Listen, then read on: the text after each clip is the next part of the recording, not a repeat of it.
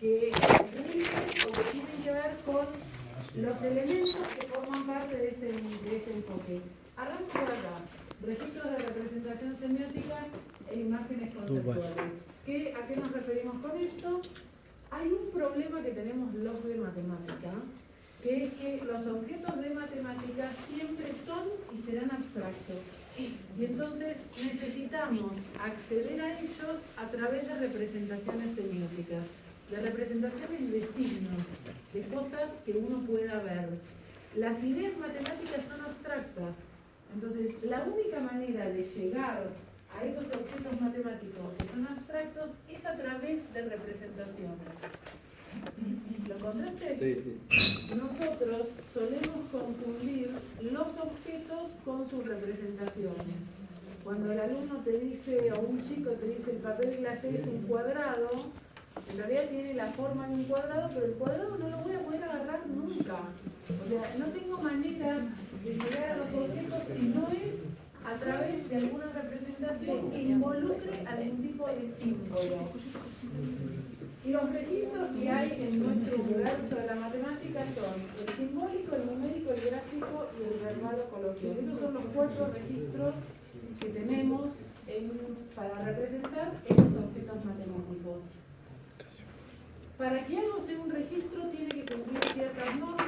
La teoría esta la empezó un francés que se llama Duval, que cuando él arranca a contar estas cuestiones, a postular sus ideas sobre los registros de representación semiótica, él estaba trabajando dentro de la escuela francesa. La escuela francesa es un bloque dentro de ese mapa que tiene 3 líneas. Me tienen que hacer acordar que les cuente algo para los ingenieros. Hay una línea que se llama ingeniería didáctica, me lo voy a machetear, porque tal vez eso les sirva que les cuente un poquito y podemos meterlo mañana. Ingeniería didáctica de Artin. Entonces, este hombre que estaba trabajando en Francia y que es francés y trabajaba dentro de la escuela francesa, en realidad postula un concepto que hoy en día uno lo enmarcaría en el enfoque cognitivo. O sea, se sale de la escuela francesa porque está más allá de lo que la escuela francesa en sí postula. La idea con esto, la idea de Duval, sus 2 mensajes son, por un lado, tratar de favorecer la flexibilidad en el uso de estos registros cuando uno enseña matemática, porque eso facilita o favorece el acceso al objeto. Son como puertas de entrada. Hay gente que es más gráfica, que es simbólica, hay otros que con lo simbólico se manejan bien, hay otros que con lo numérico. Entonces habría que pensar que estos son registros y adentro de cada registro uno podría tener distintas representaciones. Yo puedo tener, esta es una representación de una lineal en el registro simbólico, es una representación. Otra representación de las restas podría ser esta, es otra representación en el registro simbólico. Otra representación de las rectas podría ser esta. Hay muchas representaciones adentro de un registro de un mismo objeto matemático. Entonces, él dice un par de cosas clave para nosotros, que son, habría, para que el alumno tenga la posibilidad de comprender un objeto matemático, que manejarse con al menos 2 de los registros. O sea, dicho por la negativa, no quedarse solo en uno. No quedarse solo en el universo simbólico, que sería el peligro, porque nadie se quedaría en el universo de lo verbal en matemáticas. Entonces, manejar al menos 2 registros es uno de los mensajes que él daba, y el otro es favorecer la flexibilidad del pasaje de representaciones de un registro al otro. Les voy a dar un ejemplo ahora en unos momentos. Cuando uno tiene una representación en un registro, esta, por ejemplo, y pasa a una representación en otro registro, ese pasaje en la teoría se llama conversión. O sea, se convierte una representación de un registro en una representación de otro. Cuando uno opera adentro de un registro y pasa de una representación a otra, esa transformación se llama tratamiento. Dije transformación y tratamiento. O sea, el tratamiento es el pasaje de una representación en un registro a otra representación en el mismo registro. En números, qué sé yo tengo 4 medios y tengo 2 y tengo 1,9 periódicos, son todas representaciones del mismo objeto en este registro. Cuando paso de una a otra, estoy haciendo una operación de tratamiento. Lo más difícil en general se da en la conversión, o sea, se da cuando uno tiene que pasar de una representación en un registro a otro registro, y sobre eso me voy a detener a darles algunos ejemplos de por qué ahí hay un asunto complicado que a nosotros nos toca atender desde la enseñanza. Avancemos un toquecito. Hay un autor inglés, o un par de autores ingleses, que son Toll y Wiener, que años atrás generaron dos conceptos que llaman extraer y asignar significado. Se refieren con eso, visto en los ojos de Duval, a cuando uno tiene una representación en registro simbólico y tendría que poder ser capaz de verbalizar lo que esa representación está significando. A eso, estos autores, Duval, Toll y Wiener, lo llaman extraer significado, es decir, ser capaz de tomar una expresión simbólica y decirte lo que me está diciendo. Y la inversa, la de asignar significado, que es, puedo decirte con claridad un concepto, ser capaz de escribirlo en símbolos. O sea, justo esas dos conversiones, estos autores las trabajan de manera aislada, individualmente, como una cosa que tiene problemas cuando uno enseña matemáticas. Leo símbolos y tengo que ser capaz de decir algo de lo que significa eso, estoy extrayendo significado. Entiendo algo en lengua natural, en lenguaje coloquial, y me puede interesar ser capaz de escribirlo en lenguaje simbólico. A ver, les voy a mostrar algo que es típica, prototípico de muchas clases, al menos por mis pagos, ustedes me dirán si acá. Hay algunos circuitos privilegiados en la elección de los registros. Suele pasar que uno proponga expresiones, pide hacer una tabla y graficar. Para lineal, para cuadrática, para polinomial, para racionales, para seno, para trigonométricas, para exponenciales. El formato es el mismo. Entonces, del universo de mis registros verbal, simbólico, numérico y gráfico, yo estaría como pasando un montón de veces por el circuito de lo simbólico a lo numérico, de lo numérico a lo gráfico. Y dale con esto, y dale para la línea, y para la cuadrática, y para la otra. Bueno, Duval decía que uno tendría como que flexibilizar un poco esos circuitos. Eso me pone ante una tarea fácil, esta es de las fáciles, que pensemos alguna otra cosa. Pensemos algo que arranque de un gráfico, que pida algo en lo verbal, que termine con algo simbólico, o la cantidad de opciones que me da flexibilizar este circuito. Nosotros lo tenemos hartamente transitado. Y Duval propone hacer ahí una flexibilización en el sentido de que no sea el único circuito tan transitado. Hay una cuestión súper interesante para pescar, que nos va a permitir empezar a entender algunos de los errores que hacen nuestros alumnos, y que entonces vale la pena aprender. Recuerden que la conversión era cuando uno toma una representación en un registro y la transforma en una representación en otro registro. A este pasaje, a esa acción, se la llama conversión. Fíjense en el ejemplo anterior lo que pasa con eso. Tengo la expresión, tengo la función, hago una tabla. Entonces yo pasé ahí de una representación en el registro simbólico a una representación de la función lineal en el registro numérico. Es una representación, podría tener otras tablas. En esa conversión, ¿qué pasa con la información que guardaba esta representación del objeto respecto de la información que guarda esta representación del objeto en otro registro? ¿Qué pasó información la que tiene adentro metida esta representación en el registro simbólico que esta representación en el registro numérico? No. Se perdió información. O sea, la función tiene adentro los infinitos pares ordenados, mientras que la tabla me muestra 2. Ahora bien, cuando de la tabla me voy al gráfico, si yo de la tabla pasara al punto 0,1 y al punto 1,3 a esta representación y esta conservan la misma información. Pero ¿qué pasó con esta conversión? Parte de una representación en el registro numérico y para ser capaz de hacer esta representación en el registro gráfico tengo que volver a cargarle con toda la información que inicialmente tenía la función. ¿Se dan cuenta? De acá a acá se conserva, pero si yo tengo que trazar la recta, le vuelvo a cargar con información a esa representación en el registro gráfico.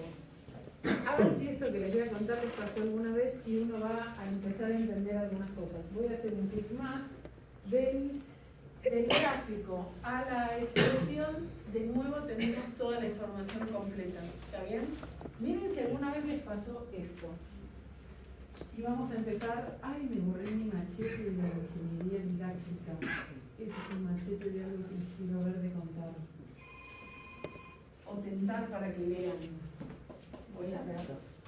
Consulta, en el caso en donde pasa de lo simbólico a lo numérico a lo gráfico, se conserva información, no se conserva, se anexa información. Claro, agrandar la información. Cuando vos pasás de los dos pares ordenados, que sería aquel gráfico, así, los dos pares ordenados, y vos tenés que hacer aumentar la información, tenés que completar con más información. Acá perdiste, acá completás y acá conservas. De acá a los dos puntitos se mantiene igual, se conserva. Claro, pero ahí en el cuadro pierde, pero también gana nueva información. ¿En cuál? En la tabla. En el cuadro. En el numérico. En el numérico, esa información está acá adentro. Sí, cuando pasa, Está ahí. pierde parte de la información, pero gana otra. La que tenés ahí la tenés acá. Esa información que ya tenía la fórmula. Pero perdí los otros infinitos pares ordenados en esa conversión. A ver si alguna vez les pasó esto. Voy a volver a mi ejemplo de graficar una sobre ahí. Entonces, a ver si les pasó esto alguna vez.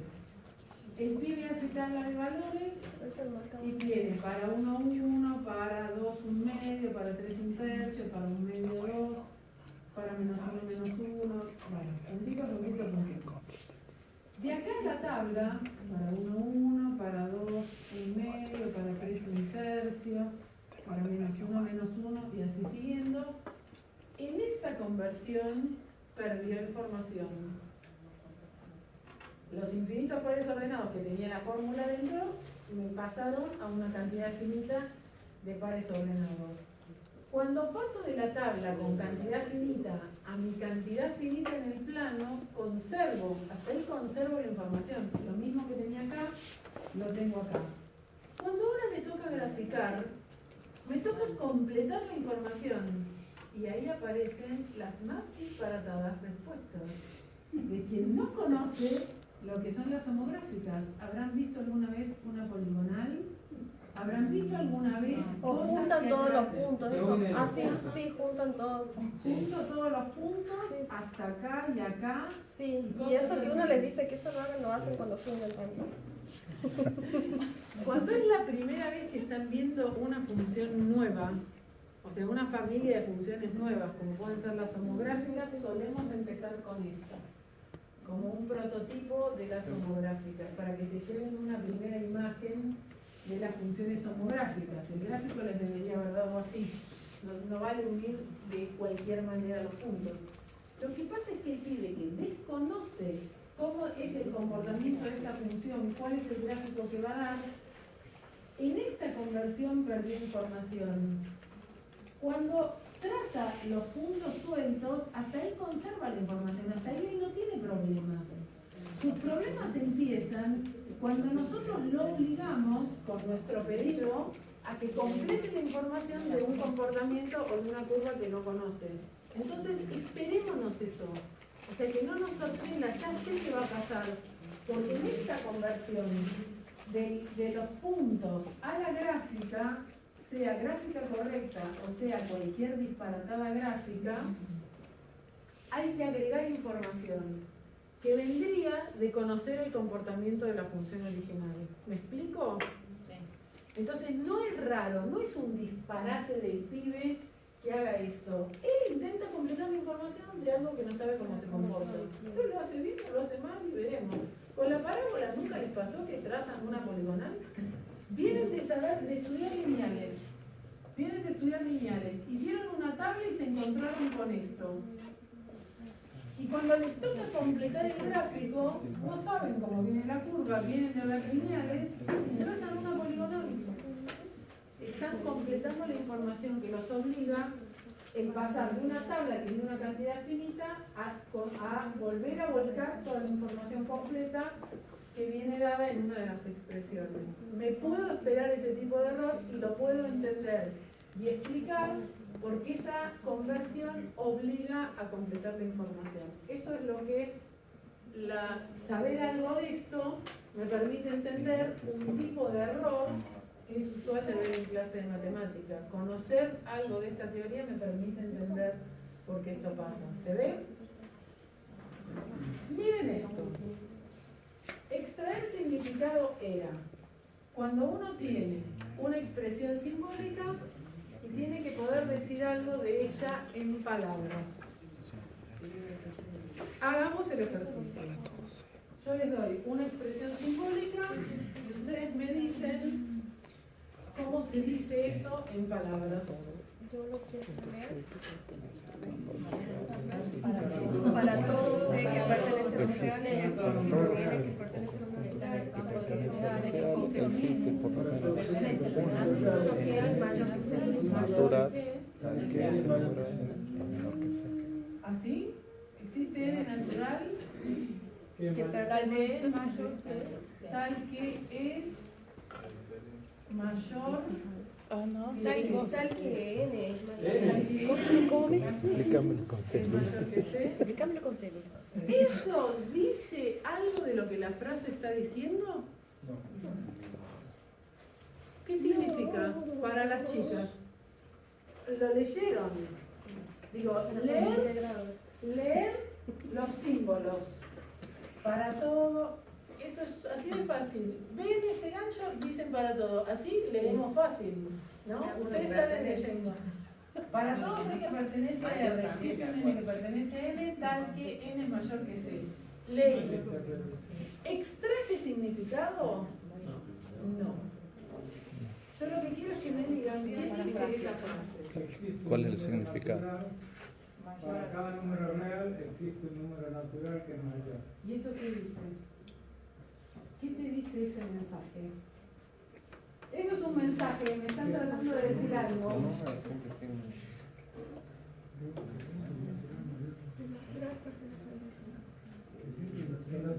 Que el conjunto de los naturales es infinito.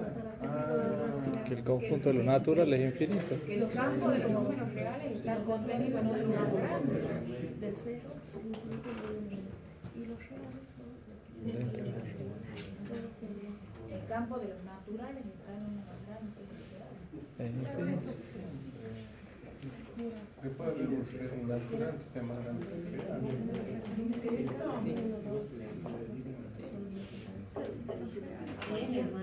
Cualquier número natural es mayor que C, que tiene porque es un pertenece al campo de aplicación. Los naturales es otro más grande. Para todos existe.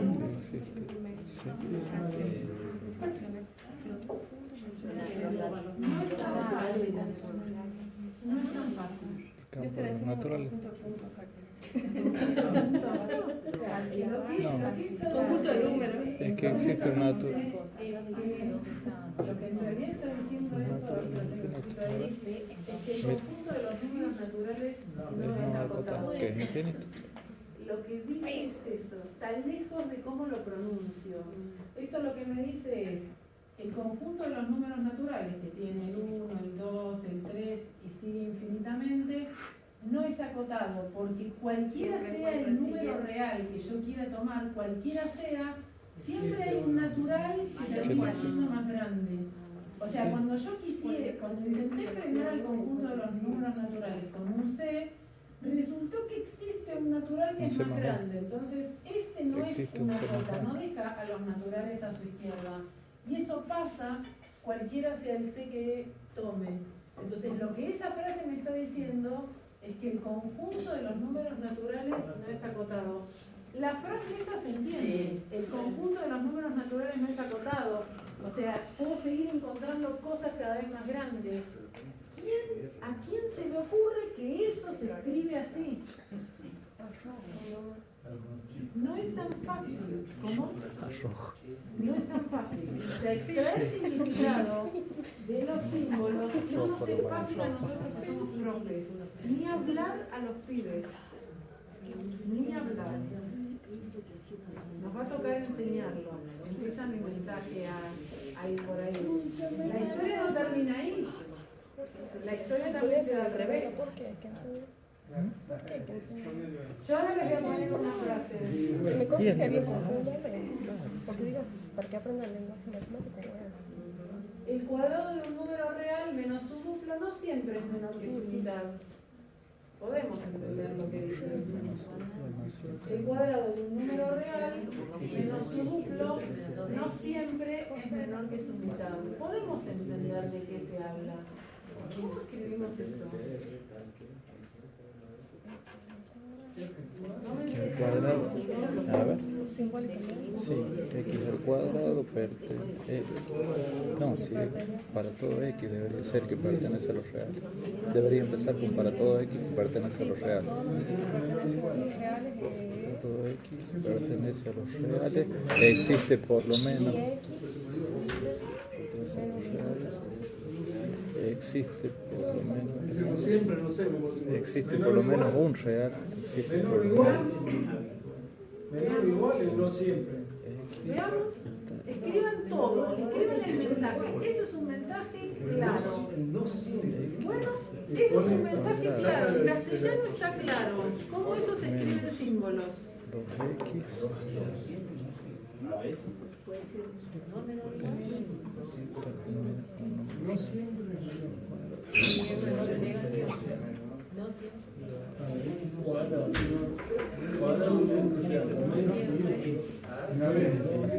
¿Suena entendido? No siempre. Y ahí los símbolos dice ¿podés entender lo que está diciendo el mensaje? De ahí a los símbolos hay una X sobre 2. Sí. Y entonces, Porque hay una expresión que es mayor o igual. Mayor o igual. X cuadrado menos 2x menor o igual a 2. Ah, 2x. X sobre 2, pues. X sobre 2. Eso es Acá no se equivoca. Y distinto. Distinto, yo usé distinto. Yo usé distinto. Por eso te estoy diciendo ¿Por qué no? menor o igual. O mayor o igual. Claro, usé eso. Sí. Más o menos. X menos 2x. Sí. ¿Quién da más? Dice que es distinto. Yo me inclino por la segunda. Dice que siempre. No. Siempre es distinto. No siempre es menor. No, porque si le pones el existe por lo menos. Si le ponen igual, ya está diciendo Si usas la simbología existe por lo menos uno, no significa que siempre. Poner la I igual. No siempre es algo que Ponele usualmente. el símbolo menor y mayor a la vez también. También ese puede ser. no. Y igual en el medio. ¿Cómo es? Sí. X cuadrado menos 2x, el signo mayor o el signo menor a x sobre 2. Puede poner un igual también. Con la E existe. La E existe por lo menos uno. Con un solo ejemplo validas el enunciado. Hay que verificar. Sí. Mayor y menor. Igual también puede ponerlo. Con el Mayor, menor, igual. Ahora, igual. tendría- No, una rayita en el Tendríamos medio que significa usar igual y lógica menos después. para ver la validez de todo el enunciado completo. Hay que verificar. ¿Por qué? No, pueden ser todas las posibilidades, que puede ser mayor. Yo Puede ser menor, puede ser mayor. No, yo sí, no, de la simbología matemática no. No, el mayor igual también. Ese no es un lenguaje matemático, No. mayor y menor igual. No, No. o sea, es una cosa o la otra. Ahora, vos podés decir que Pero la mayor historia igual. no empieza acá. Se dice así. Mayor igual. La historia no empieza acá. Porque su mitad es X sobre 2. Sí, Acá está el no siempre. Ah, claro. Está bien.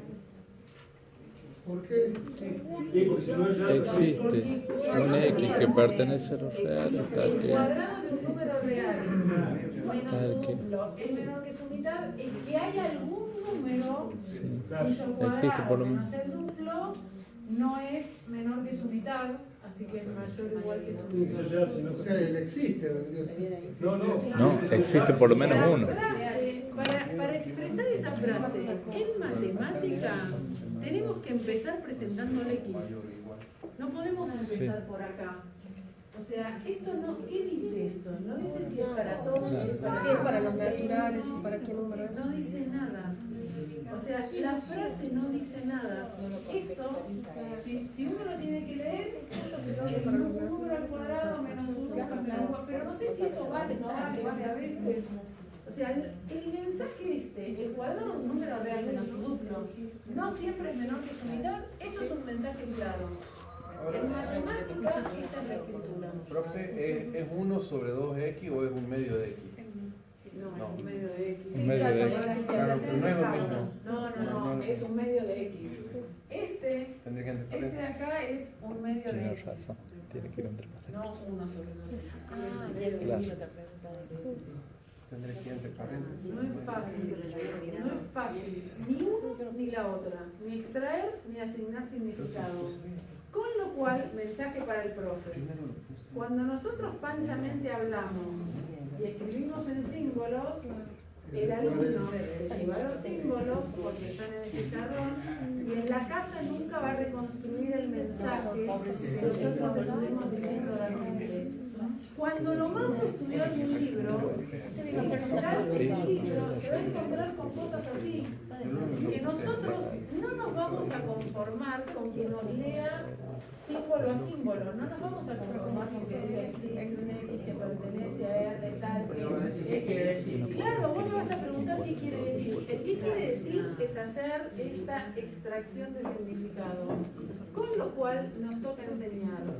Si nos interesa que extraigan significado de los símbolos y si nos interesa que asignen significado. Las dos cosas son distintas.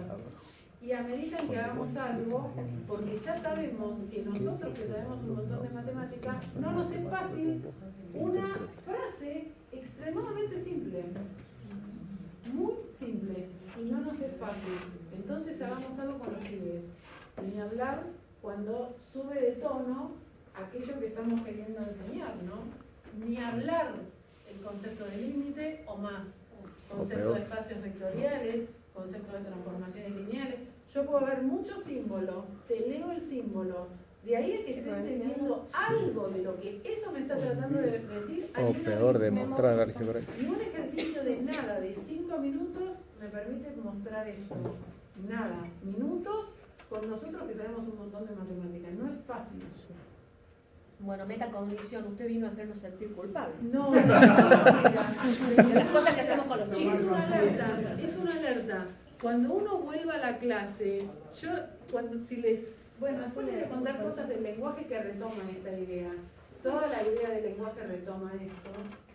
Y hace unos años dirigía una tesis de una profe que lo que le interesaba ver era el uso del lenguaje natural y del simbólico de profes en una universidad enseñando el concepto de límite.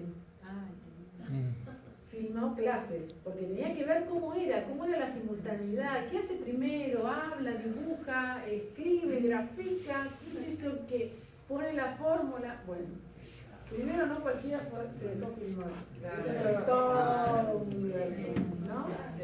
Los que se dejaron filmar, no es fácil. Lo que pasa es que depende de si vos capitalizás para vos o no la devolución. Si lo capitalizás, te vas a dejar filmar y venía a verme y decirme algo que las cosas que salieron ahí, si quieren en algún momento les cuento. Les voy a contar con lo del lenguaje parte. Pero bueno, ahí empezamos a ver cómo era el juego entre lo que me dicen oralmente y lo que el profe escribe a la vez, y aparecieron un montón de cosas sumamente ricas. El tratamiento era al interior de cada registro. Entonces, teníamos los registros de representación, la conversión que era tomar una representación y moverla a una representación en otro registro, y el tratamiento es al interior del mismo registro. En el tratamiento son privilegiados el simbólico y el numérico por los demás, o sea, tengo x cuadrado menos 4 y le pido que haga x más 2 por x menos 2, tengo x más 2 por x menos 2 y quiero que haga x cuadrado menos 4, o sea, quiero que vaya y venga entre representaciones dentro del registro simbólico y del numérico. O sea, tengo fracciones, las quiero en decimal, sumar en decimal y poner en fracciones, ese tipo de cosas. Lo complejo está en las conversiones, cómo podríamos cambiar el tiempo que invertimos, esta se la dejo para pensar. Si uno entiende que es difícil tomar una representación en un registro y pasarla a otro, eso es la conversión, ahí habría que ver si podemos invertir algo de tiempo para tener alguna posibilidad de que el alumno logre hacer alguna de estas conversiones que son delicadas. Y que ustedes decidirán en qué medida les resulta de interés que el alumno haga. La formación de profesores es no negociable. O sea, tiene que poder hacer todas esas conversiones y de vuelta, ¿no? Muy bien. Imágenes asociadas a términos. Voy a cambiar de concepto. El concepto que presenté hasta ahora es el de registro de representación semiótica, un concepto dentro del enfoque cognitivo. Ahora voy a presentar otro concepto dentro del enfoque cognitivo. Están vinculados. Uy, no fui para atrás. Están vinculados. Y les voy a hacer un ejercicio. Les voy a pedir que cierren los ojos unos segundos y que me digan lo que se les viene a la cabeza cuando yo les digo la palabra función. Ustedes hagan lo mismo. Cierren los ojos y cierren. Después yo me encargo de despertarlos. Cierren y vislumbren en su cabeza si se les vienen imágenes, palabras. Haz el ejercicio. Ya lo hice. Ejercicio. Ya lo hice cuando era estudiante. Ya lo hice. Para la pa. Sí. Bueno, abran. Cada uno me dice lo que se le vino a la cabeza. Cuando dijo Vamos a empezar con función. algunos. Vamos a empezar por las chicas que no saben matemáticas. ¿Qué se Ah, le bien, vino a la bien, cabeza? listo.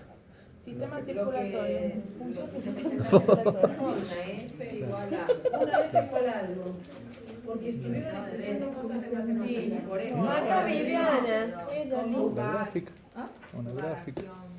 La gráfica de una función. Vos pensaste en una, la lineal. Después la matemática, fantástico. Eso es lo que quiero pescar.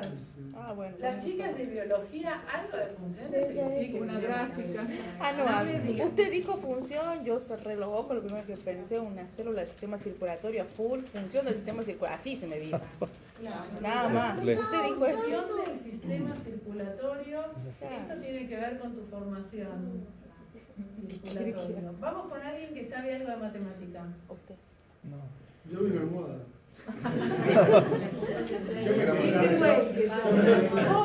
Yo estoy acá 8 horas remando, se despierten y vos cerrás los ojos y ves una almohada. ¿Qué triste en la vida? Yo me quedé engancho cuando ¿Cómo? Yo me quedé engancho cuando estamos echando recién sismo. Sí. Un sismo. El plano cartesiano. ¿Plano? ¿Con algo dibujado? Yo pensé en ¿Con algo ecuaciones, dibujado o no? Solo así. ¿El plano? ¿Qué más? expresiones ¿Qué que más se te relacionan vino a dos la campos. cabeza? Sí, también me imaginé la gráfica y... ¿De qué? ¿Te das cuenta? Una recta. Una recta. Y una Pensaste parábola así. Es lo que pensaste vos, gráfica. Cuando ¿A te alguien se dicen le vino a la cabeza otra cosa? ecuación. X y el Y. La X y el Y, X e Y, Sí, con la flechita. con flecha, Mira, la montaña rusa. una montaña rusa, ¿por qué? Ya veo complicada la Función. Pero se te vino la imagen de una montaña rusa que yo no podría ni dibujar. Así. Algo así. No. Más simple. Es malo.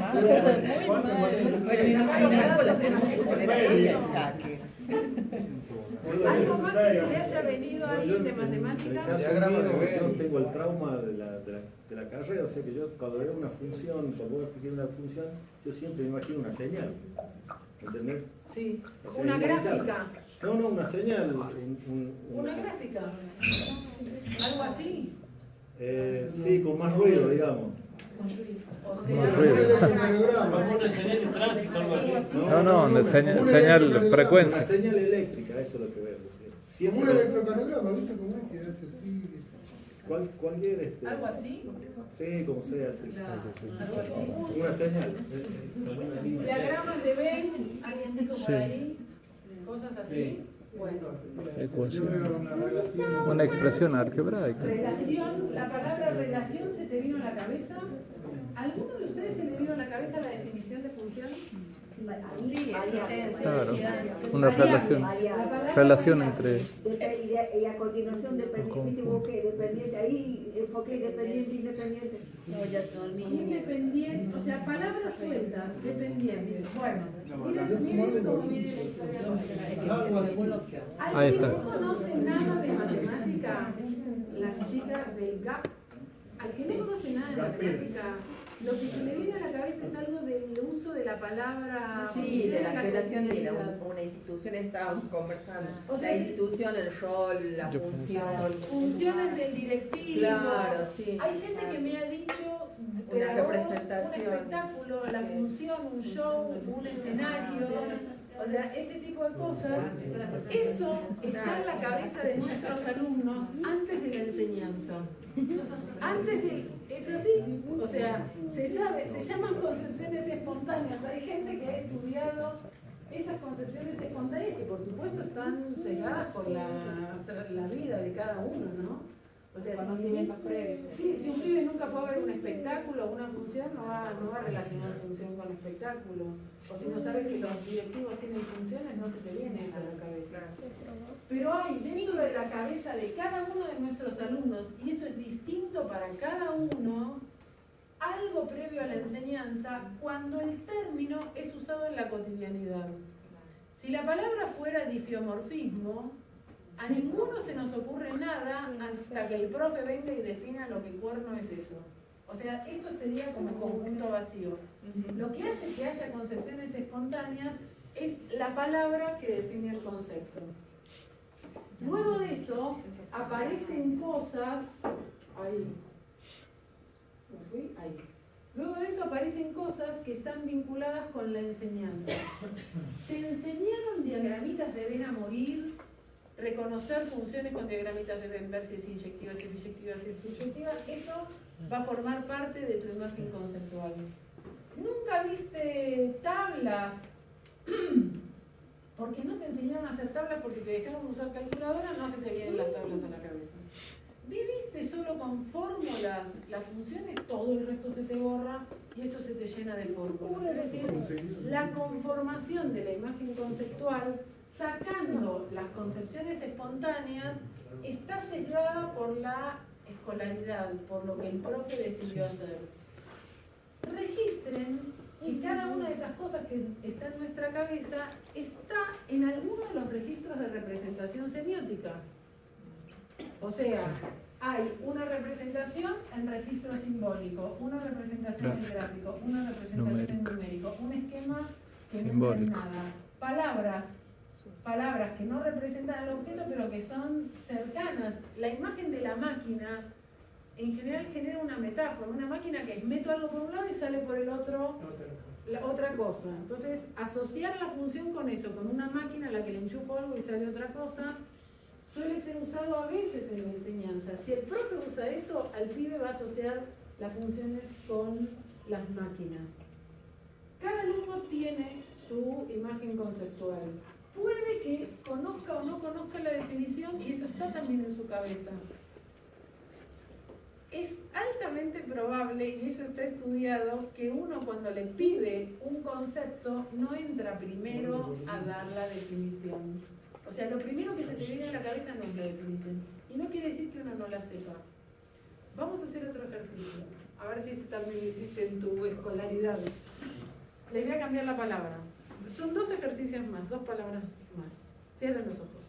La palabra que sigue es tangente. Cuando quieran abren y me dicen. Primero las chicas. Primero las chicas que no estudiaron o pueden no haber recibido nunca enseñanza sobre tangente. No se te vino nada. Fantástico. Una flecha, una línea. Inclinación. No, Una línea. Una línea. Trigonometría. Una línea. De eso se me ¿Una acuerdo. sola o varias? Una. Eso es ¿Otra? trigonometría. Rama. ¿Rama? ¿De qué? Una rama. Te vas por las tangentes. Eso, Dicho de de la la tangente. sí, Sí, sí. Nadie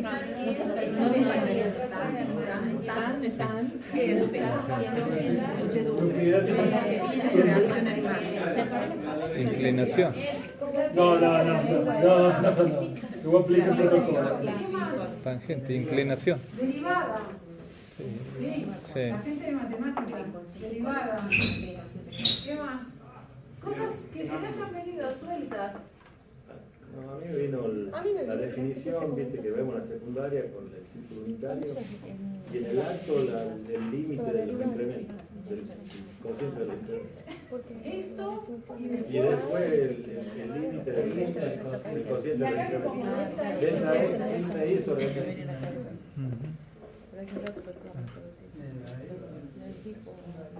voy a hacer un clic o varios. Esto suele ser lo que está en las percepciones espontáneas. El que no sabe nada de tangencia suele hablar de escaparse por la tangente o de las ramas o ese tipo de cosas.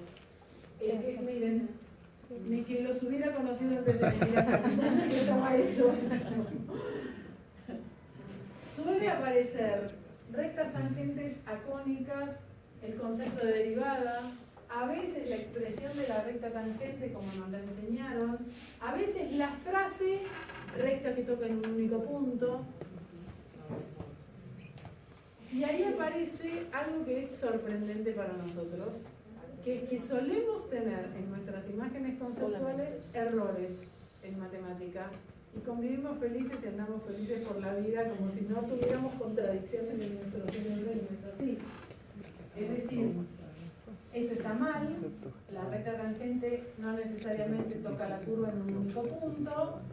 Sin embargo, nosotros que sabemos lo que es la recta tangente, muchas veces también apelamos a esa frase como para describir la recta tangente. Aparecen partes erróneas y aparecen atributos irrelevantes.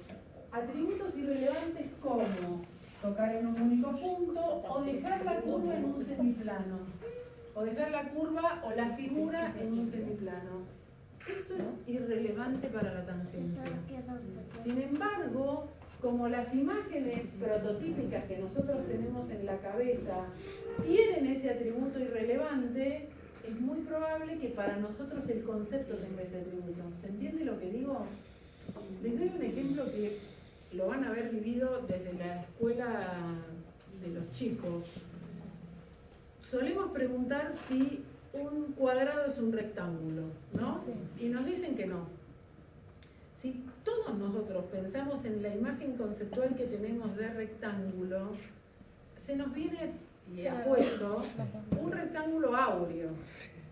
O sea, ni siquiera viene un rectángulo así. Yo pienso en un rectángulo y no me imagino un rectángulo flaco, chueco, parado en uno de los vértices. Me imagino el rectángulo prototípico, así como del formato óptimo. Nunca se me viene un cuadrado a la cabeza. Entonces, cuando en la inmediatez me preguntan si un cuadrado es un rectángulo, macheo con la imagen prototípica. No me da y digo que no. Y eso no quiere decir el cuadrado que es no un me rectángulo. sepa la definición. Es un rectángulo, pero un rectángulo no es un cuadrado. Claro. Bueno, por eso, la imagen prototípica no habilita al formato de cuadrado, como no te habilita a poner el rectángulo en otra posición. Nuestras imágenes prototípicas tienen cargas que nos hacen operar con esas imágenes antes de ni siquiera tratar de recordar cómo era la definición. Si uno mira la definición de recta tangente, uno se preguntaría, ¿dónde saco de esta definición de recta tangente, que es la recta que toca la curva en un único punto? ¿Dónde dice eso? No lo dice.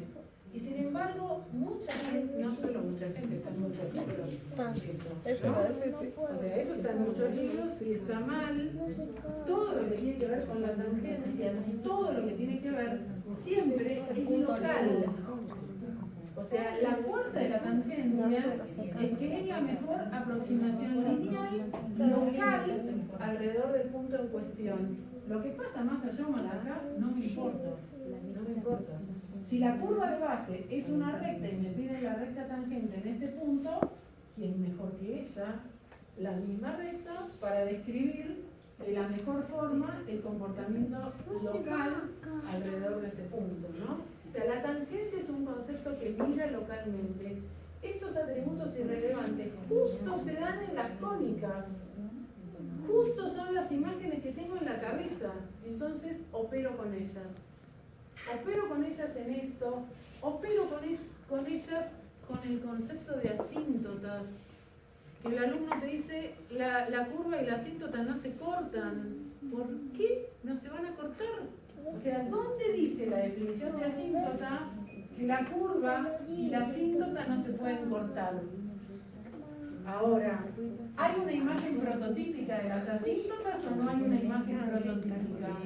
Casualmente, lo primero que aprendemos de asíntotas nos generan imágenes en donde las asíntotas y la curva no se cortan. Las exponenciales, las logarítmicas y las homográficas. Es un atributo irrelevante el cortarse. Sin embargo, opera con la fuerza de estar en mi imagen conceptual. Chequeo contra ese prototipo que tengo en la cabeza y te contesto mal. ¿Quiere decir que no sé la definición de asíntota? Decididamente no. Ahora, miro la definición de asíntota que me manda a calcular este límite y fijarme si me da un cierto número, y si me da un cierto número me dice que esta es la asíntota, y uno se pregunta, ¿dónde? No armé la definición, estoy solamente escribiendo lo que hay que hacer. ¿Dónde en la definición dice que no te tenés que cortar voz curva con voz asíntota? No lo dice. No extraes eso del símbolo. O sea, hay deformaciones que se dan de la enseñanza, que quedaron marcadas en nuestra cabeza erróneamente y que se sabe por estos estudios de la gente que viene estudiando las imágenes conceptuales de ciertos conceptos, se sabe cómo opera la imagen conceptual con mucha más fuerza, metáforas, frases, imágenes asociadas que la definición en sí. Y el profe suele decir que el alumno no estudió la definición. O sea, nosotros solemos, cuando se equivoca el pibe y te dice, vos le decís, ¿puede esta ser la recta tangente a la... Bueno, qué lindo dibujo. ¿Puede esta ser la recta tangente a la curva en este punto? Y te dice, no, porque no es la recta que toca en un único punto. O sea, entró por este punto, no necesariamente no estudió la definición, y el profe le dice, pero no estudiaste la definición. Y no implica, una cosa no implica la otra. Eso es lo que nosotros tenemos que saber. Puede ser que conteste mal porque tenga algo erróneo en su cabeza, no quiere decir que no sabe la definición. ¿Qué me aporta esto para la enseñanza? Saber que hay ciertas imágenes de estas conceptuales en la cabeza me permite anticipar algunos errores y me permitiría pensar en la enseñanza, es decir, esto yo ya sé que pasa. Cuando voy a la recta tangente, yo ya sé que mis alumnos tienen esto en la cabeza, entonces voy y lo enfrento. O sea, diseño una consigna para contrastar y hacer chocar esa imagen errónea con la definición y que el pibe se dé cuenta que eso que tiene construido no le funciona. ¿Estamos bien? Último ejercicio. Misma situación. Cierren los ojos y piensen lo que se les viene a la cabeza con la palabra límite. Cuando estén, abran y me dicen primero a las chicas. Un cinturón.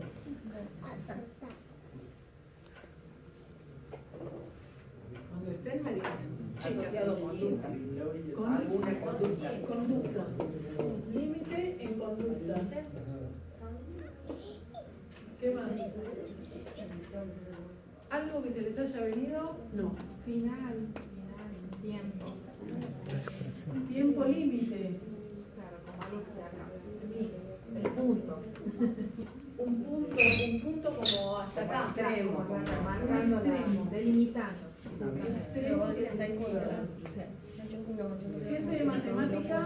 ¿Hasta dónde no se puede llegar? Así por el infinito. Al infinito. A la ecuación, ¿Hasta dónde no se puede llegar? Una catarata. a la expresión. ¿Se te vino la imagen de una catarata? Sí. O sea, sí, la imagen posta de la catarata. ¿No? Donde va el río y termina. ¿Qué otra cosa dijeron? Infinito, el símbolo. Infinito, el símbolo.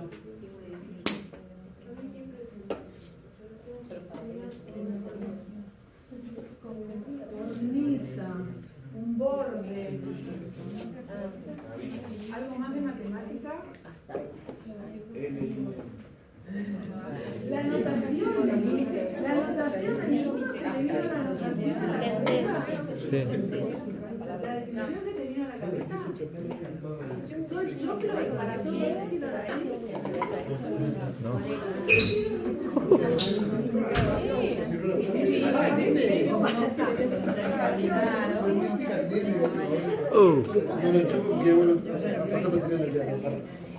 ¿Algo más? Vamos a ir. Miren las concepciones espontáneas. Límites, límite de conducta, límite de velocidad, límite de un país, frontera, cornisa, el borde. Todo eso, una cascada, no sé, nunca me Una cachetada. Una cachetada. Vamos a asociarlo con el poner. Eso viene implícito para las mujeres en la tarjeta. ¿Cómo nos ofende? Que viene implícito para las mujeres en la tarjeta de crédito. No, porque recién ella me dijo, recién me corrió con el hombre, recién por eso.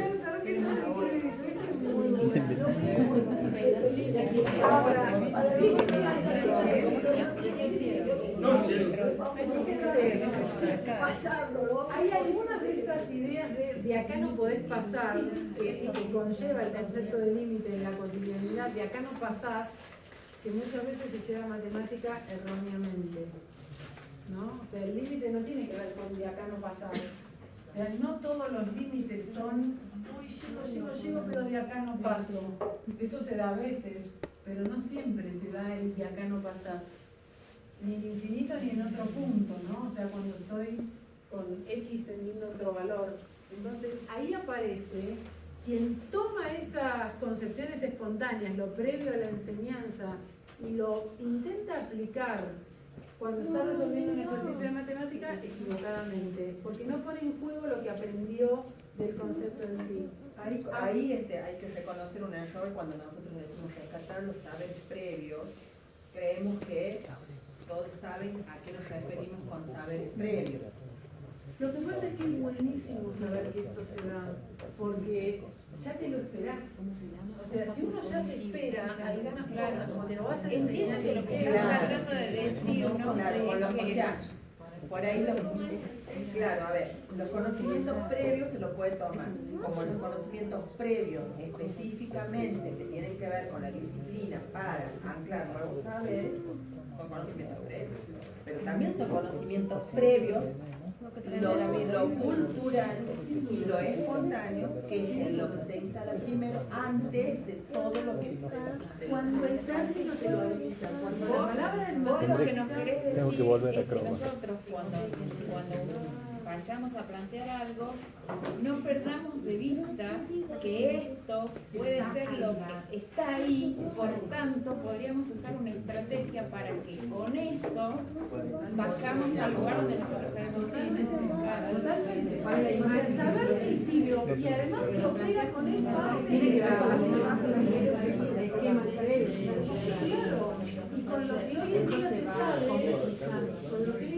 sabe, que es que el alumno apela a esas imágenes prototípicas y frases y concepciones espontáneas antes que apelar a lo logotípico, digamos, lo primero. Claro, el instituto aprendemos lo visual con la imagen, que lo vamos incorporando, y así se van formando los esquemas de acción, que luego vamos a poder transmitir directamente en la parte de lo verbal, que es lo más correcto. Cuando no coinciden las concepciones espontáneas, ponele, escaparse por la tangente te puede dar la idea de que la curva tiene que estar en un semiplano, ¿no? Es como que no le entré, zafé de algo, dejé a la curva de un lado, o sea, lo puedo llevar a la matemática. Ahora, la del espectáculo con función no aplica en matemática, pero cuando tus imágenes, con tus concepciones espontáneas, las podés usar para resolver un ejercicio, ahí estás en problemas. Porque estás, o sea, esto queda en la cabeza de los pibes. Les cuento de esta investigación que hacíamos filmando a los profes, enseñando el concepto de límite. El profe en una clase rebobina cosas que había estado haciendo y les dice, ¿se acuerdan que era un entorno reducido? Y sale un pibe y le dice un entorno chico. El profe se enoja. Es obvio lo que pasó ahí, o sea, lo reducido en las concepciones espontáneas es algo chico, un talle reducido, reducido en calorías. Es una respuesta total que se entiende de dónde viene. El profe, si no sabe de qué hablamos con concepciones espontáneas y con esto de las imágenes conceptuales, no va a poder hacer nada. O sea, se enoja y le dice, no repasaste para hoy, qué sé yo. Esas cosas, o sea, lo castigás al pibe porque te correspondes de sus concepciones espontáneas. Ahora, ahí, yo me imagino, ¿no? Lo que vos estás, ese ejemplo que estás dando, me imagino que son chicos que no son universitarios. Universitarios. Bueno, entonces tenemos ahí un pequeño drama, porque me imagino yo qué es lo que nos pasa a nosotros. O sea, si vos me decís el lenguaje coloquial, me escapé por la tangente, o usás palabras como límite, yo ni siquiera se me va a pasar por la cabeza imaginarme lo que me imagino acá, que estoy en otro contexto. Entonces el contexto me predispone a mí para que yo me imagine según a dónde estoy. O sea, si vos me decís el límite fuera de la clase esta, no me voy a estar imaginando lo que me imaginé ahora. Por lo tanto, ¿qué te quiero decir? Que hacemos una especie de multiplexación de nuestros conceptos según el contexto. Por lo tanto, es normal que esto suceda la primera vez que vos lo veas, pero deja de ser normal con el correr del tiempo. Pero es que hablo de la intuición, no estoy afirmando nada. En general, las concepciones espontáneas no aplican con la enseñanza, pero las partes erróneas matemáticas que están en las imágenes conceptuales siguen aplicando. Si el profe no se dio cuenta y no hizo algo para que el alumno le choque lo que tiene por acá de su imagen conceptual erróneo con lo que tiene por acá que es correcto, no se da cuenta que su cabeza tiene una contradicción. Entonces, solo si el profe genera una actividad para hacer chocar y que el pibe entonces empiece a desterrar la imagen conceptual errónea, la sigue teniendo y por ahí la aplica. Sí. No desaparece, no solo es, o sea, no tiene que ver ni con el tiempo ni con el contexto, tiene que ver con la estructura mental. Claro, nosotros hablamos de estructuras mentales cuando hay un proceso de formación de toda una vida. Claro, porque me imagino si vos le que decías a un violador no violes, es suficiente, digamos, y por más que lo pongas en contexto de encierro. Bueno, está bien, pero ¿me entendés? Ahora, la estructura mental está bien, yo te estoy hablando de un caso extremo, pero te digo, no desaparecen estas ideas. Sí, sin duda. Y incluso los procesos de aprendizajes, ¿cuánto duran en la universidad? Son contextos limitados, en algunos casos de... Una clase. Claro, dos clases. Temas que se juegan en una clase. Bueno. Cuando estás con tema tras tema tras tema, se juegan Estamos hablando de los complejos. Hay cosas que sí, obviamente, en un contexto vos ya como que lo vas asimilando, pero no es que desaparecen de un día para otro. Lo que te puedes llevar es, saber que eso existe ya te pone una alerta. O sea, sabés que el pibe puede salirse con algo que vos no terminás de entender que es previo a la enseñanza. Segundo, vos vas a contribuir a la constitución de esa imagen conceptual y va a ser más rica en función de los registros de representación que uses para trabajar con sus conceptos. Segunda.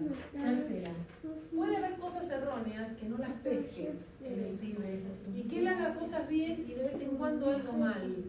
En cuanto uno pesca, como lo de la recta tangente, en cuanto uno pesca que hay algo equivocado que hay algo equivocado en lo que tiene en su imagen conceptual, la única forma de empezar a desterrar esto es solo si se pone de manifiesto la contradicción. Sí, está bien, es lógico. Y esto además no es solo de la matemática, es transversal a todo. Sí, a todo. O sea que Yo no tengo cambio ejemplos de conceptual. otras áreas, lamento para la gente que tiene de otras áreas. Pero tengo claro que va más allá de solamente matemática. Solo que nunca lo pensé, no lo estudié, no nada, entonces no voy a osar decir nada. Tendría todas mis concepciones espontáneas del concepto que ustedes quieran. Va más allá. ¿Cómo operamos ante una pregunta? Y esto está bárbaro de entenderse. Operamos primero entrándole a las imágenes conceptuales. Erróneas, no erróneas, concepciones espontáneas, y solemos escabullirnos de la definición. Si entramos a la definición es probable que contestemos bien. Si entramos a otras partes de la imagen conceptual que son correctas, tal vez contestemos bien. Si son erradas, tal vez contestemos mal. ¿Está bien? Pero eso hay que saber que uno opera así. No quiere decir que si entré en algo equivocado y contesté mal, no me sepa la definición. Ese es el mensaje para los profes, ¿no? Bueno, al margen de que hay estudios sobre el asunto. Te quedé enganchado con el anterior. Ahora, vos mostrás una contradicción para poder exteriorizar de algún modo esa imagen. ¿Y qué te...? O sea, ¿y si la contradicción no resuelve el tema?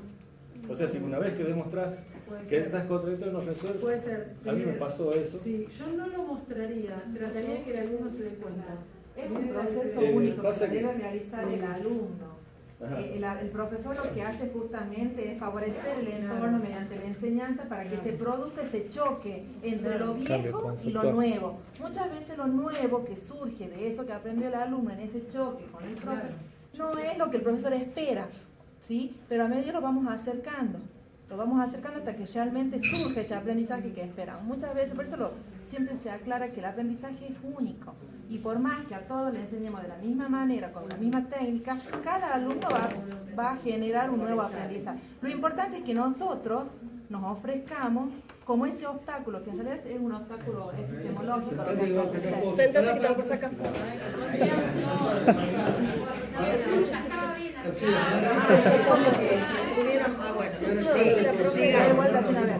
Esa es la idea de motivar para que se produzca ese choque y pueda surgir un nuevo aprendizaje. Si al alumno le dejamos con esas concepciones que él ya trae, que tiene que ver con las experiencias vividas, que tiene que ver con la estructura mental, también cómo se ha enseñado, cómo se enseñó desde la casa, porque salimos, digamos, aprendiendo desde el entorno más inmediato que es lo familiar.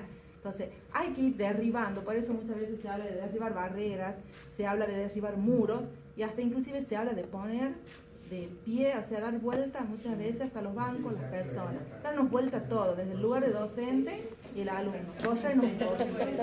¡Ay, bien! El síndrome de Estocolmo. Amo ese compresor. No te voy a probar. ¡Qué mala onda!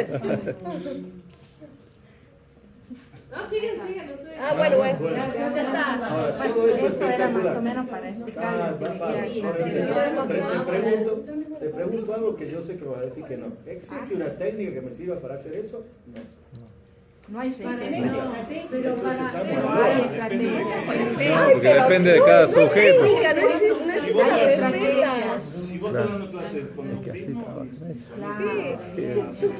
depende de qué postura vos tengas que dar. Pero esta es una estrategia, el poder encontrar, digamos que hay otras concepciones que no todos saben lo que es función, no todos saben lo que es, o que no todos tienen la misma idea, eso ya es una estrategia. O las mismas trayectorias escolares. Claro, porque si partimos de... Una metodología para cambiar esto. Pasa que están siguiéndole pega al orden. Al técnico, al ingeniero, es imposible que puedan dar.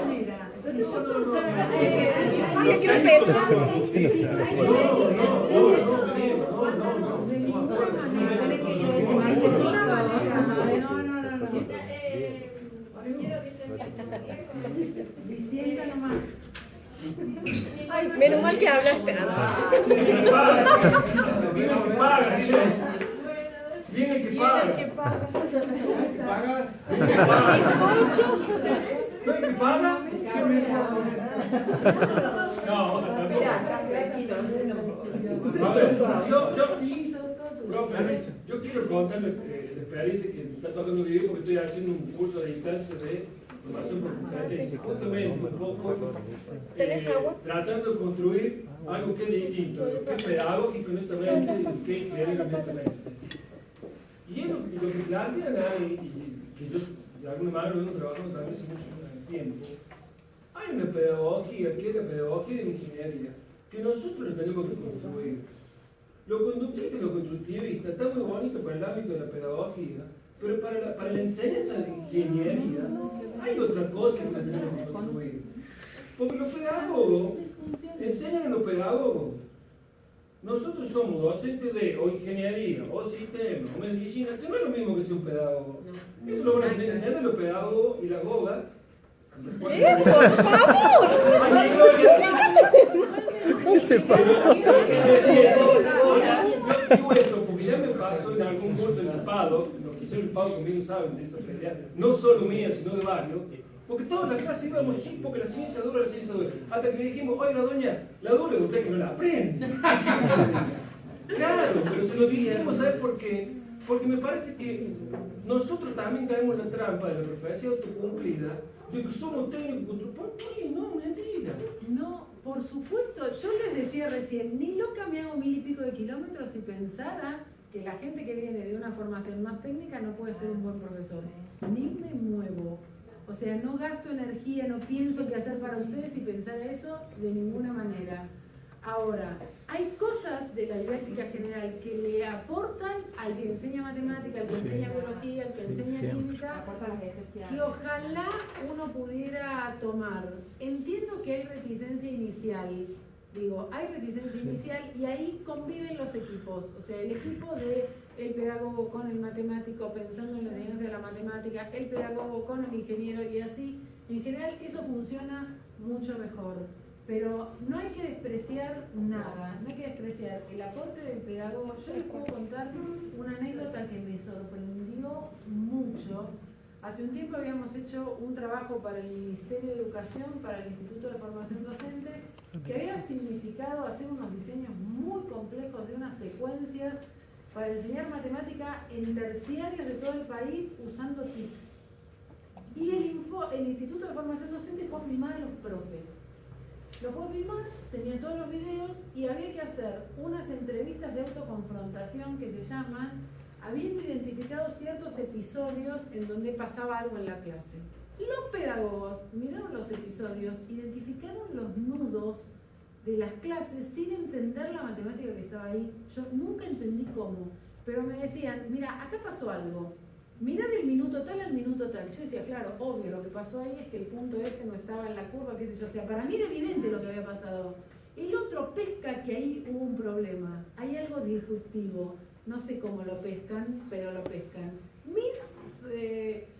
Me saco el sombrero a las cosas que nos suelen y pueden aportar los pedagogos. No cualquiera, todo bien. Como no cualquiera de educación matemática le aporta nada al de matemática y así siguiendo. O sea, todos suman y suman para un fin común que es nosotros, con el estudio que hayamos tenido, estamos dando clase. Y dar clase no significa pensar qué es lo que voy a dar, sino qué voy a hacer para que mi alumno logre aprender eso que decidimos que es valioso para él. Claro, pues tenés que desarrollar la competencia de salirte de tu lugar. Vos te tenés que poner en el lugar del otro, porque si no, ¿qué hago yo? Dale. ¿Querés que vuelva atrás? Una experiencia mía. Los alumnos cuando empezamos, cuando yo explico el tema de límite, doy una pequeña teoría pero no la práctica. Entonces yo voy al ejemplo ese de la cornisa. Ajá. O sea, yo lo llevo con, digamos, con una metáfora. Con una metáfora, no sé cómo explicarlo. Yo voy caminando, por ejemplo, y el puntito está ahí en la cornisa, pero yo no puedo llegar al punto. Yo me acerco tanto y empiezo a caminar así, bueno, es muy probable que tus alumnos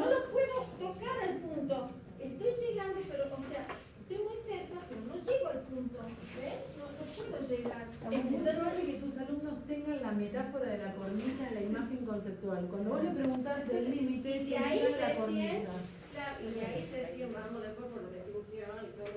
Pero yo voy haciendo ese juego, digamos. Va asociando. Lo voy asociando Claro, todo el juego de metáforas. En educación matemática también ha sido estudiado, hasta hay libros sobre metáforas de la matemática. Yo siempre lo hacía inconscientemente, sin haber estudiado en ese momento, digamos. Lo estaba contextualizando. Eso le constituye, le es parte de la imagen conceptual que se le arma por tu forma de enseñar. El que no usa la metáfora, cuando el alumno le diga la noción del límite, no se le viene la cornisa. Vos le decís cornisa y te dicen, ¿de qué me hablas? O sea, por eso son individuales. O sea, o sea, matemáticamente no se lo ve, entonces yo lo llevo a esa metáfora, a una visión de lo que puede ser o estar en el límite. Le digo, también otra vez les hablé del ¿cómo se llama? El que camina por una soga, ¿sí? El trapecista. El trapecista. Claro, lo hace concreto, baja esa abstracción, lo concreto para que lo pueda el alumno. Después de la definición, y vuelve después de llevar. La paradoja del fenómeno. sí, bueno, todas esas cosas suman y suman imágenes conceptuales. Cuando el concepto es complejo, como el concepto de límite, hay mucha tela que cortar hasta poder lograr que el alumno comprenda la definición, ¿no? Pero no porque va a poder lograr hacer que comprenda la definición en una clase. Claro, de ninguna manera. Claro. No, de ninguna manera. Claro. La historia de la matemática Claro que sí. Siglos de siglos. Por más apurado que esté en el cuadrimestre, no esperes que lo emprendan en las clases.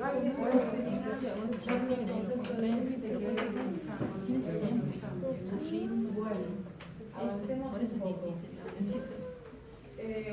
¿Con qué nos encontramos con estas ideas? Con estas ideas de esas imágenes erróneas.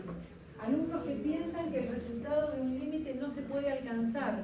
Esto de acá no pasás, el límite entendido como una barrera infranqueable. Entonces, no te dicen el límite es 2, te dicen el límite tiende a 2. O sea, ya con la forma de hablar me está diciendo lo que está pensando, cómo está interpretando el concepto. ¿Se dan cuenta? O que la función no puede superar el valor del límite, lo que decíamos acá. Si pienso que de acá no puedo pasar, entonces me imagino las curvas que están por debajo, no me imagino que la función puede superar ese valor. O que esta recta no puede ser tangente en el punto A, porque está cortando en más de un punto. ¿Y eso qué tiene que ver con la tangencia? Es un atributo irrelevante, dicho en estos términos, que toque en un único punto. ¿Estamos bien? Bueno. Para hacer función debe ser biyectiva, las funciones son fórmulas, o sea, si mi imagen conceptual sobre la función es f de x igual a 2x más 1, entonces la función la veo como una fórmula. O los que vivieron haciendo diagramitas de Venn y las funciones las ven así. Entonces, si esa es la imagen que tengo en la cabeza del concepto de función, estoy asociando el ser función con ser biyectiva. ¿Está bien? Ay, me fui para el otro lado. Dudan de si esta recta puede ser tangente o no, porque corta la recta, corta la curva en un único punto. Entonces podría ser tangente y dudan. ¿Y qué tiene que ver esa recta con el comportamiento alrededor del punto A? O sea, la recta tangente va a describir de manera lineal el comportamiento de la curva alrededor del entorno. Es local la tangencia. Sin embargo, corta en un único punto. Entonces, dudo. ¿Podrá ser? Capaz que sí. Estos son los autores que toman estos conceptos. El concepto de imagen conceptual, que es el que estuvimos haciendo el ejercicio, que se constituye con lo que ustedes me dijeron, sean imágenes, sean metáforas, sean frases que se te vienen, sean fórmulas, sean símbolos, epsilon delta. Con límite mucha gente, la definición no me la dijeron nunca, pero sí me han dicho epsilon delta. Límite epsilon delta.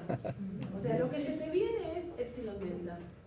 Entonces, todo eso constituye esta imagen conceptual y la definición conceptual, que es la definición. Y lo que ellos decían era que hay que tratar, se sabe que ante una pregunta el alumno entra por las imágenes prototípicas que tiene en su imagen conceptual previas, y entonces lo que dice es que habría que lograr mayor interacción entre la definición y la imagen conceptual. O sea, no dejar en espera y en stand-by la definición, sino hacer jugar tu intuición, esa primera respuesta a la que accedo por las imágenes, en diálogo con la definición. ¿Puede que no sepa la definición? Por supuesto. Pero que conteste mal puede no ser signo o señal de no saber la definición conceptual. Puede haber entrado a la imagen conceptual, algo erróneo, y contesta mal. ¿Está bien? Muy bien. Esto es como una síntesis de algunos elementos que conforman el enfoque cognitivo. Yo les conté hoy la idea de registros de representación semiótica, la de imagen de definición conceptual y concepciones espontáneas. Esto solito estuvimos hablando hoy. Les voy a contar cosas del lenguaje, se me filtraron hoy en mi charla, en todo lo que era la conversión del registro verbal al simbólico. Se pone en juego ahí temas del lenguaje, pero admite un tratamiento particular, más que nada para los que dan matemática a nivel superior, ¿no? Y hay más cosas. Son como aportes o son como elementos teóricos que uno los puede ver hasta desvinculados. Que se vinculan no hay duda. Yo hoy les mostraba cómo se vincula la constitución de la imagen y definición conceptual con los registros de representación, cómo incide el docente con lo que usa en la enseñanza en la constitución de esa imagen. Algunas cosas se vinculan más y otras menos. Los rasgos del enfoque cognitivo, a lo que le pone énfasis el enfoque cognitivo, bueno. Tengo un amigo que ¿Querés ir a jugar? ¿Querés jugar con él? Anda afuera. Ya voy yo, no te vayas lejos. Quédate acá nomás, le dice ¿Cómo han cambiado las cosas? Algunos rasgos del enfoque cognitivo es esto. Permite anticipar dificultades que son propias de aprender algún concepto puntual. O sea, es una línea que no te dice cómo organizar la clase. No te dice tu clase tiene que empezar así, después viene un momento de institucionalización. No te dice nada de eso. Te dice, mira, en la cabeza de tus alumnos pasa esto, hace lo que te parezca. Entonces ahí viene esto que hoy hablábamos de las herramientas. O sea, no tengo una técnica, no tengo una receta, ni la va a ver y ojalá no se las den, sino que conociendo esas dificultades y teniendo algún tipo de herramienta para moverme en la clase, voy y ataco. Yo ya sé cuando doy asíntotas, recta tangente y algunos de esos temas, yo ya sé los errores que traen de antes. Entonces, hago una consigna en donde se ponga de manifiesto esa disparidad entre lo que tengo equivocado, que yo quiero atacar, y el concepto nuevo que es el que no viene trabajando, ¿no? Entonces, no da pautas para la clase, no se plantea como meta resolver problemas, por ejemplo, movilizar, o sea, la mirada está en otro lado. Hay estudios en álgebra lineal específicos, obstáculos que se conocen en el aprendizaje de las transformaciones lineales. Por ejemplo, hay unos mexicanos, y compañía, que vienen trabajando eso, por ahí que sirve. Y te dan datos así como súper precisos de dificultades que se ponen en manifiesto en el aprendizaje para conceptos de álgebra lineal. Y es lo que yo les decía ayer cuando les mostraba el universo de las lagunitas esas, uno de los... Primero hay que mostrar la diversidad. Claro, mostrar la diversidad. Tener una pálida idea de qué tipo de cosas ve cada uno para ver qué es lo que te va a salir.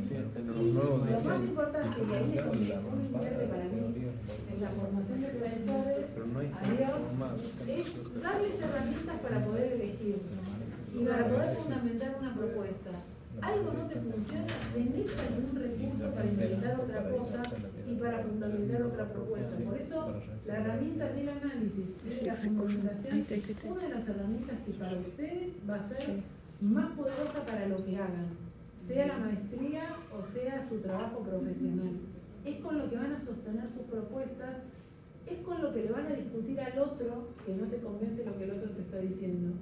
Salido de ese parámetro de las pautas del mundo académico, estamos en charla de café. Y entonces ahí sos fácilmente derribado o derribable, y bueno, nos salimos a un terreno que no deberíamos estar. La discusión en el mundo académico, bienvenida sea. ¿Está bien?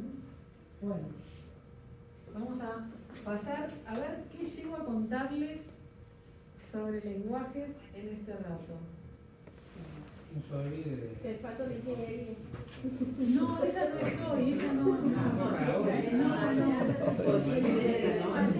Me lo tengo que anotar en otro lado porque si no me lo acuerdo. No, es que esa es una línea dentro de la escuela francesa, que tenía teoría de situaciones, teoría antropológica de lo didáctico y teoría de situaciones. Y como tiene la palabra ingeniero, yo digo, capaz que valga la pena invertir ahí un cachín. Pero quería comentar una anécdota que yo tuve cuando era estudiante. Yo estudié en la Universidad de Ingenieros, en el Instituto Tecnológico de Buenos Aires, y recuerdo que tenía mucha dificultad cuando vos hablabas de las asociaciones y las metáforas, en identificar lo que eran las abscisas y las ordenadas. Algo que parece ser muy fácil, pero ¿cuál es cuál? ¿cuál es cuál? Es una literalidad. Claro, ¿cuál es cuál? Entonces mi profesor, que me acuerdo que se llamaba Iñati, verá que uno, hay algunas cosas que no se olvidan nunca en la vida. Me hice como un caballero así. Que te marcan el juego. ¿Me puedes cortar una hoja? Una hoja usada. Mira, yo te voy a decir algo. ¿Dónde puedes funcionaba y ahí es donde capto el aporte de la pedagogía, con la cual yo entiendo esa facilidad para crear un puente cognitivo, para generar que jugar con las asociaciones, con metáforas. Y me dijo lo siguiente. Todo esto lo voy a decir y después habla. Dice, mira, esto es muy fácil, pero no te confundas entre las abscisas y las ordenadas. Acuérdate.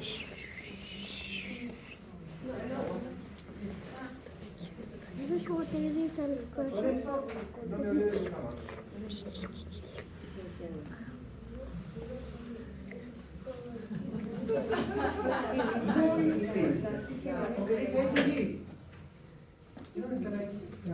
Con esto, él me ancló, y esto lo aprendí en el nivel inicial. Sé lo que es el 30, sé lo que va. Chino o así. Lo que digo se entiende. Dos números son iguales si su distancia es arbitrariamente chica. Fíjense, yo empecé, dos números son iguales, lo escribo al final. O sea, se invierte el orden de hablar y de escribir en símbolos. Chau. ¿Lo ven? Entonces, ese tipo de cosas hace que si yo entiendo el mensaje en palabras y lo tengo que poner en símbolos o de símbolos y hablar en palabras, me obliga a entender el mensaje más allá de los símbolos. Necesito reconstruir el mensaje global. Suele pasar que hay gente que se dedica localmente a explicar el significado de los símbolos. Entonces tenés que en la clase, tratando de explicar esto, te recuerda lo que era el módulo, lo que significa módulo de A menos B, que es una distancia, o sea, se quedó en una parte. Ese tampoco recupera el mensaje que los símbolos quieren dar. O sea, solo si soy capaz de decir lo que la frase me está tratando de decir, estaría en ese caso utilizando el lenguaje simbólico. Pero cuando uno pregunta ¿por qué enseñas eso? El primer fundamento que yo escuché por ahí me dicen porque tiene que adquirir lenguaje matemático, desarrollar el pensamiento lógico. ¿Por qué enseñas qué? La simbología son entonces. Lo que pasa, la simbología sola no basta. O sea, uno necesita saber cómo se llama el símbolo y qué significa. pero aislado no te basta. O sea, podemos hablar de qué significa esto, cómo se pronuncia. Se dice para todo. ¿Qué significa? Que todos los elementos van a cumplir algo. Ahora, de ahí a que yo entienda lo que eso me está tratando de decir, hay un mundo. O sea, no basta solo mirar de a un símbolo. Necesito ver lo que el símbolo lo tengo que saber. Si no sé ni cómo se pronuncia, ni qué significa, no tengo ninguna esperanza de poder entender el mensaje. Pero saber el símbolo no basta. No basta. Estamos lejos de Jorge. O sea, hay que comprender para que la gente la lea. Leértela para todos, pero primero la lea. Contame qué dice, qué significa. O sea, ¿qué significa ese símbolo? Necesito los símbolos y los necesito. Es que quiero un avión como ese porque cuando lo tiramos a ese no funciona. Se iba cayendo así. Cada símbolo tiene un significado según el contexto en el que estemos hablando. ¿Qué significa ese símbolo? Este. Par ordenado. ¿Qué otra cosa podría significar?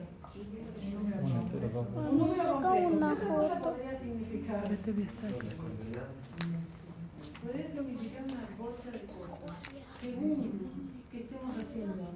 ¿Estoy resolviendo en ecuaciones reales? Va a ser un intervalo real. ¿Estoy en intersección de curvas? Va a ser un par ordenado. ¿Estoy en direcciones de movimientos? Va a ser un vector. ¿Estoy en complejo? Va a ser un complejo. Depende la respuesta. ¿Qué significa esto? Depende. ¿Qué sé yo? Puede ser la función inversa, puede ser la imagen inversa, puede ser 1 sobre x. Depende. ¿De qué depende? Del contexto en el que el símbolo está usado. Es como el ejemplo de la muñeca. O sea, el significado depende de la frase en la que está metida, que es el mensaje que me están tratando de dar. ¿Está bien? Algunas cosas que hoy entendemos. Acá vienen los ejemplos. Este es un ejemplo que les dije que a la mañana de hoy les iba a dar hoy a la tarde, y llegó mi momento de saldar esa deuda, de cómo uno no se puede confiar en ver cosas escritas correctas y que hay que preguntar incluso cuando lo que veo es correcto. Venían enmarcadas las intervenciones. Y yo les decía, no solo le pregunten a sus alumnos por qué vale esto cuando vean algo mal. Pueden ver algo bien y encontrarse con sorpresa. Les voy a contar la sorpresa con la que me encontré con esto años atrás. Que habían contestado bien. Habían puesto que esto era menos 5.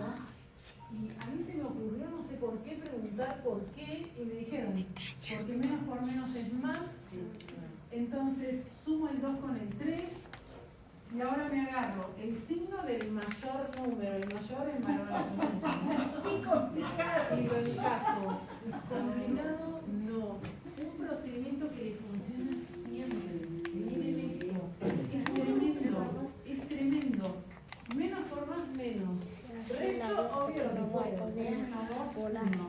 Me agarro el mayor en valor absoluto y le encajo el número. Está bien. ¿Qué me queda? Me queda esto. Más por menos, menos. 3 menos 2, 1. Tremendo. Tremendo. Es un procedimiento súper comunicable a otros, que no tiene ningún sustento matemático y que te produce resultados correctos. Todas las tareas. Yo me refería a que, porque en realidad es complejo llegar a hacerlo así. Claro, pero porque vos pasaste por sí. Encontró una forma que le funciona siempre, que tiene cero sustento matemático. Es tremendo. Estos casos para nosotros son terribles. Porque ¿cómo lo convencés que así no lo haga, que eso no tiene un sustento matemático? Primero, ¿cómo te animás? O sea, solo te das cuenta si osaste preguntarle por qué a algo que era una trivialidad que tenía bien escrita. Entonces, aparecen algunas cosas, miren este ejemplo. Hallar la expresión lineal y graficar la recta que contiene los puntos 1, 3 y 2, 3. El pibe plantea, resuelve y sigma. más llega que M0 es horizontal esa recta. B es 3 y cuando le toca graficar o grafica esto, sí, hay un desastre. las veces que habrán visto esto capaz, tú decís, pero hijo de Dios, hiciste todas las cuentas, armaste el sistema, despejaste, armaste la recta y llegas en el momento de dibujar tu recta y marcas un punto. Ahora, la recta es esta. Esta recta en R2 significa esto, pero esto en R significa esto. No es tan disparatado. Le erró el contexto.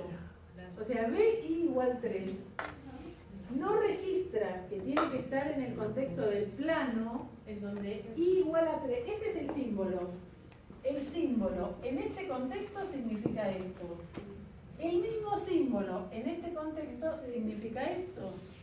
¿Lo ven? O sea, el mismo símbolo I igual 3 en distintos contextos tiene significados diferentes. Entonces, lo que ahí pasó, no es que no sabe nada este pibe, es que el símbolo lo asoció con un significado que tiene en otro contexto. ¿Se ve lo que uno entiende cuando ve estas cosas? O sea, uno entiende ese tipo de cosas, que si no, llegás con la cabeza frente al pizarrón cuando te marcan un punto, cuando hizo todo bien. Y trazar la recta era como una trivialidad que uno le agregó y te ponía. ¿Se entiende? Porque ahí están usando un contexto equivocado. Típico, otra típica, ¿no? Típica. X por X igual no sé qué. Ahí el problema es que el significado asociado al símbolo lo tiene mal. O sea, es el significado asociado, no es un problema de contexto, es el significado que tiene asociado al símbolo. Estos casos para nosotros son más fáciles, porque vemos el error.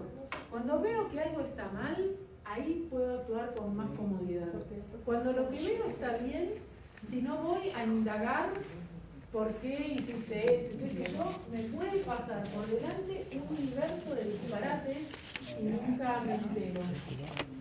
Por eso también la invitación esta de no solo te quedes preguntando cuando lo que tu alumno hace está mal. Bueno, voy a avanzar esto porque nos estamos pensando juntos. Dale. Nosotros nos pasó una vez que estábamos tomando con Mariana y una chica hizo perfecto el examen. Perfecto. Nunca pregunté. Le preguntamos por qué algo no tenía la menor idea. A mí me pasaba. Y bueno, había copiado, después ya. ¿Se había copiado o lo había hecho mecánicamente? No, lo había traído hecho ya. Mirá vos. No, a mí me pasó algo peor. Pero con ella me pasa que ellos lo hacen perfecto, pero no saben. A veces lo hacen de memoria. Sí, lo hacen todo de memoria. Yo recuerdo años atrás, cuando no sabía nada de educación matemática, daba un álgebra en una carrera de analista de sistemas en un terciario. Y veníamos con inducción. Y una piba me rogaba que el ejercicio de inducción que tomara fuera de los que son así, sumatoria de I igual 1 hasta N, de I igual, este tipo de cosas, ¿no? Así. Y yo decía, ¿por qué querrá estos ejercicios? Y un día la llamé y le dije, más allá de lo que tome, contame por qué vos querés que te tome esto. Entonces la piba había logrado generarse un procedimiento con el que resolvía perfecto a la vista escrita, o sea, el que mirara solo el escrito veía perfecta la resolución. Sabía que le tenía que enchufar a N más 1, no le pregunté por qué. O sea, tenía todo un procedimiento. Agarraba esto, le encajaba acá tal cosa, hacía esto.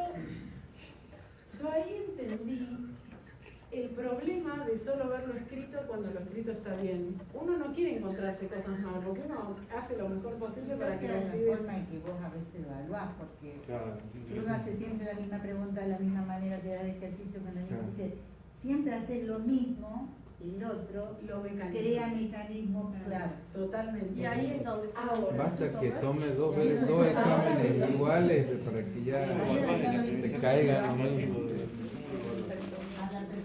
Les quiero mostrar una cosa más. No tenemos mucho más tiempo. Les quiero mostrar significado. Eso lo hace reflexionar. Hay un problema, ya termino. Hay un problema que es que ver los símbolos escritos no significa que esa asociación de significados sea correcta en la matemática, lo cual me obliga a pedirle explicaciones sobre lo que tiene. Entonces, el examen no podría ser solamente resolver este punto. Se me obliga a evaluar de otra manera, saber esto. Le pido explicaciones por escrito, si quiero, le pido explicaciones orales, pero algo tengo que chequear para ver que esa asignación de significados sea matemáticamente correcta.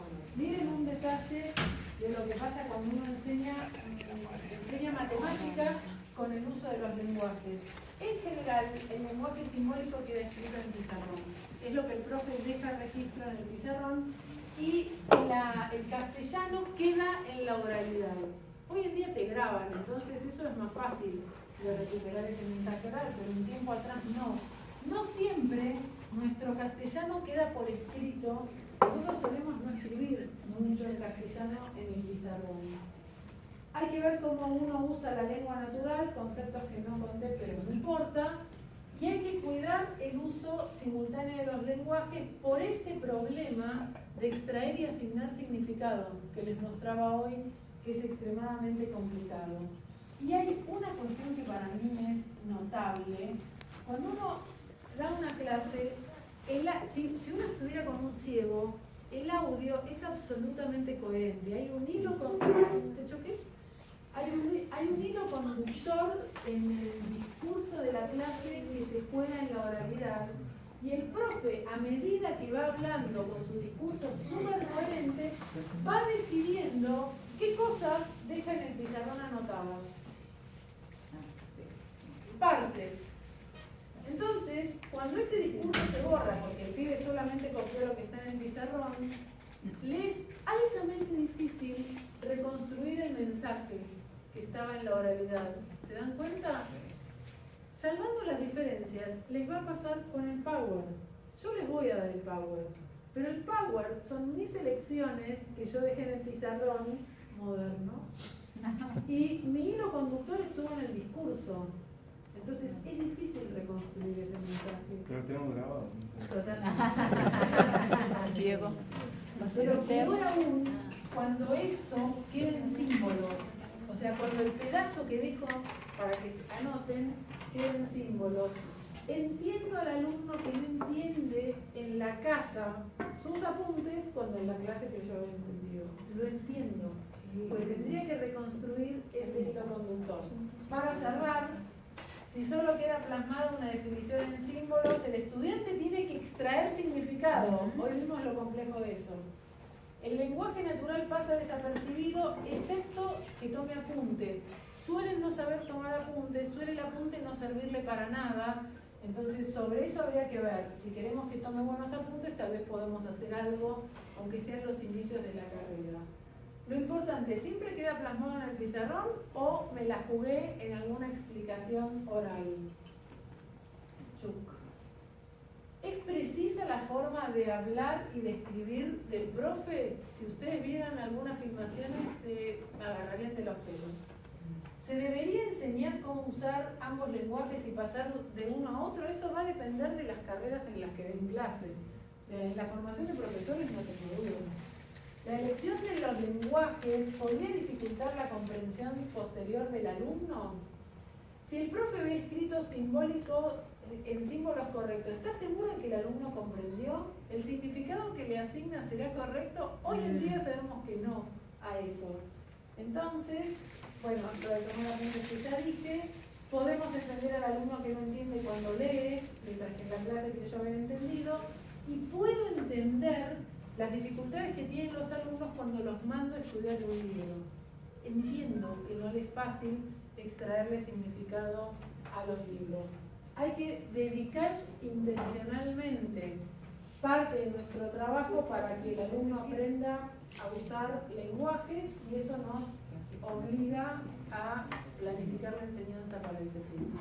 Llegó mi mail después de horas de ayer y hoy, porque fui saltando con las cosas. Bueno, estamos en super horario. Los dejo descansar. Agobiante jornada, se van con un baldazo de información.